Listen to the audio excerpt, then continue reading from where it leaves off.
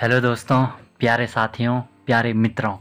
आज का जो कॉन्सेप्चुअल सल्यूशन होने वाला है, ठीक है, ये किसी ने पूछा था। वैसे ये आपको क्लियर ही होगा, बट इसके पीछे का लॉजिक देख लेते हैं कि मेन यहाँ पे होता क्या है। राइट, देखो क्वेश्चन है आप लोगों का कि right Pythagorean triplet whose one number is 14। सबसे पहली बात हम यहाँ पे देखेंगे कि सर ये पाइथागोरियन ट्रिपलेट होता क्या है। एंड गाइज मैं इसको रिलेट करना चाहूँगा। आप लोगों ने ना वो तो देखा ही होगा। क्या देखा होगा? पाइथागोरस थ्योरम तो आपने देखी होगी, है ना? देखी होगी, आई मीन आपको पता भी होगा कि हम किसे पाइथागोरस थ्योरम कहते हैं, है ना? ये तो आपको पता होगा कि सर जो आपका राइट एंगल ट्राइंगल होता है ना, हम इसे कहते हैं राइट एंगल ट्राइंगल। आप इसे कहते हो ना? तो आप कहते हो कि नहीं कहते हो? ये सबको पता है। ये ए बी सी, इसे हम क्या कहते हैं? ये होता है गाइज हम लोगों का बेस, ठीक है? ये आपका बेस होता है। इसे हम आपका परपेंडिकुलर कहते हैं, ठीक है? और इसे हम आपका क्या कहते हैं? हाइपोटेनस कहते हैं। ये आपको पता ही होगा। हिंदी में हम इसे विकर्ण कहते हैं, इसे हम लंब कहते हैं, इसे हम आधार कहते हैं, ठीक है? इनमें एक रिलेशन होता है कि जो हमारा ये हाइपोटेनस होता है, अगर हम इसका स्क्वायर करते हैं और जो आपका परपेंडिकुलर होता है उसका स्क्वायर करते हैं, एंड जो आपका बेस होता है उसका भी स्क्वायर करते हैं, ठीक है? तो बेस और परपेंडिकुलर के स्क्वायर को अगर आप प्लस करते हैं तो वो आपका हाइपोटेनस के स्क्वायर के इक्वल होता है। ये इसमें एक रिलेशन होता है।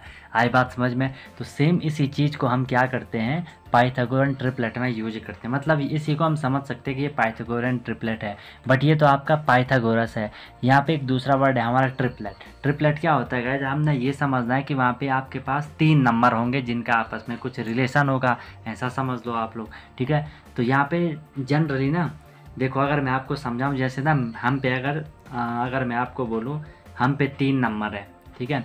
3 नंबर मैंने बोला आपके पास, एक नंबर है आपके पास 6, एक नंबर है आपके पास 8, एक नंबर है आपके पास 10। तो मैं इन 3 नंबर को बोलूँगा पाइथागोरियन ट्रिपलेट। क्यों बोलूँगा? क्योंकि इनमें रिलेशन है। रिलेशन क्या है? क्या रिलेशन है इसमें? इसमें रिलेशन है कि जो इनमें नंबर है, ऑब्वियसली सबसे बड़ा वाला जो नंबर होगा, अगर मैं इसका स्क्वायर करूँगा तो ये 6 का स्क्वायर प्लस 8 के स्क्वायर के इक्वल अगर आएगा तो हम इसे पाइथागोरस ट्रिपलेट कहेंगे। तुम इसमें एक जनरल वे में लिख सकते हो, ए कोई भी नंबर होगा अगर उसका स्क्वायर किसी दूसरे नंबर और किसी तीसरे नंबर, ये अगर ऐसा है कहीं पे, ठीक है, तो हम समझ जाएंगे वो आपका पाइथागोरियन ट्रिपलेट है। कि 2 नंबर का स्क्वायर आपने प्लस करा, वो किसी तीसरे नंबर के इक्वल है, तो हम उसे पाइथागोरियन ट्रिपलेट कहेंगे। सेम थिंग यहाँ पे देखो गाइज, आपको पता है कि सर 10 का स्क्वायर कितना होता है? 100 होता है। 6 का स्क्वायर कितना होता है? 36। 8 का स्क्वायर कितना होता है? 64। इन दोनों को प्लस करोगे आपको यहाँ पे ये 100 ही तो मिलेगा, ये भी 100 मिलेगा और यहाँ भी आपको 100 मिलेगा। बताओ कोई दिक्कत?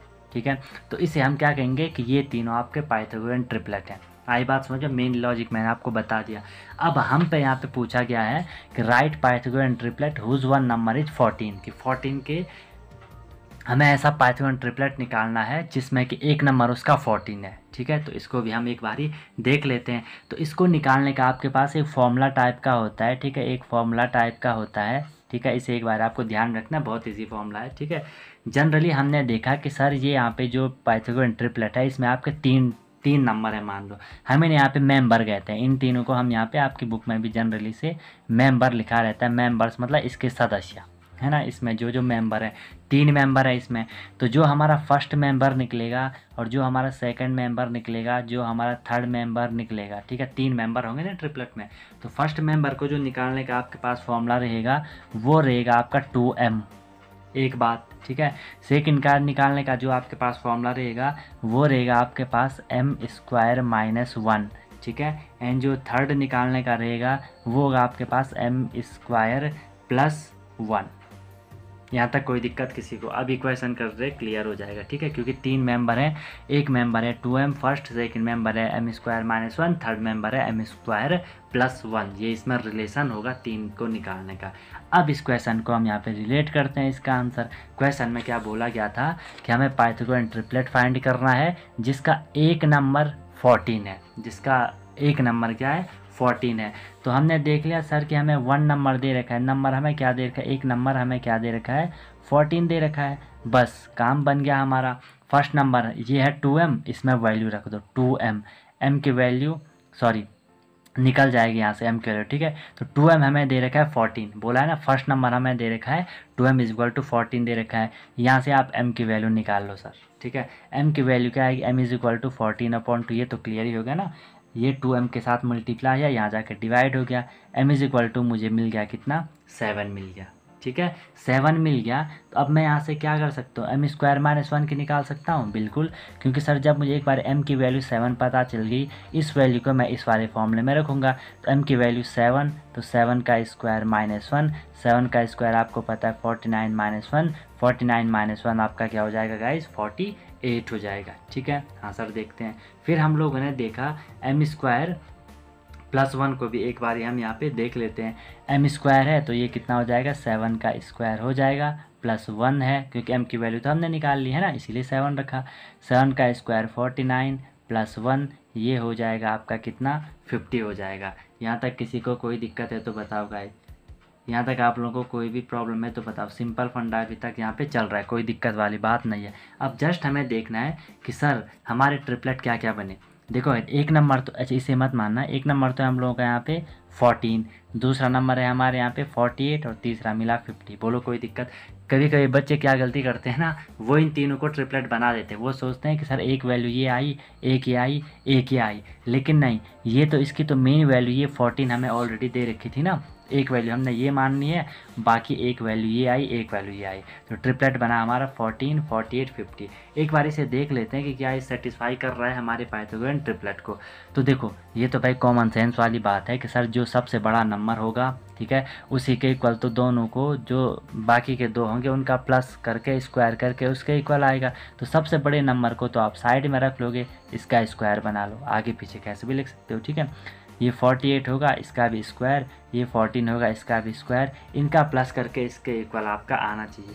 आपको पता है 50 का स्क्वायर 5, ये कितना हो जाएगा, 2500 हो जाएगा, है ना, इसमें किसी को कोई दिक्कत नहीं है, ठीक है। एंड अगर हम बात करते हैं कि 14 का स्क्वायर आपको पता है कितना होता है, 196 होता है, ठीक है। एंड 48 का अगर आप स्क्वायर निकालते हो तो 48 का स्क्वायर दोनों को मल्टीप्लाई करोगे आपको मिल जाएगा 2304, ठीक है, ये आपको मिल जाएगा 2304। अगर आप इस 2304 और अगर आप इस 196 को प्लस करते हो गाइज तो आपको मिल जाएगा 2500। मतलब ये हमारा ट्रिपलेट, हमारा आंसर आया, एक 48, एक 50, ये हमारे तीनों हमारे यहाँ पे आंसर आ गए, ठीक है। एक हमें 14 हमें दे रखा था, 48 और 50 हमने निकाल दिया। बताओ गाइज यहाँ तक किसी को कोई दिक्कत होगी तो कमेंट कर सकते हो, वैसे दिक्कत होगी नहीं। आपका भी अगर कोई ऐसा डाउट है, क्वेश्चन है, तो आप तुरंत कमेंट कर सकते हो, तुरंत आपको उस पर कॉन्सेप्चुअल सोल्यूशन मिल जाएगा।